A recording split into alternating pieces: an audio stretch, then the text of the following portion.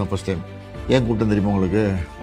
உற்சாகப்படுத்துறதுக்கு, உங்களை பாராட்டுறதுக்கு, அதுதான் கூட்டத்திருக்கேன். சரியா? உங்கள் வீடியோவை நேற்று பார்த்தேன்.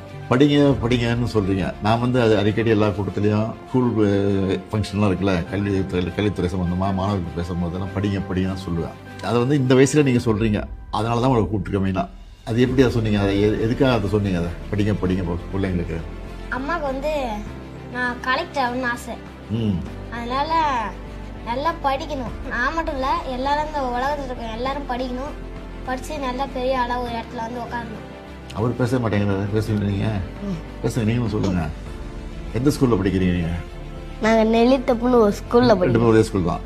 ஸ்கூல் பேர் ஊராட்சி வந்து தொடக்கப்பள்ளி. ஊராட்சி தொடக்கப்பள்ளியா? இதுக்கு எவ்வளோ நேரம் ஃபோனை யூஸ் பண்ணுறீங்க? 10 நிமிஷம் தான் ஒரு நாளைக்கு. ஆமாம். ஒரு 10 அதுக்குள்ளே போட்டுருவீங்க. அதுக்குள்ளே போட்டுருவோம். இந்த காலத்தில்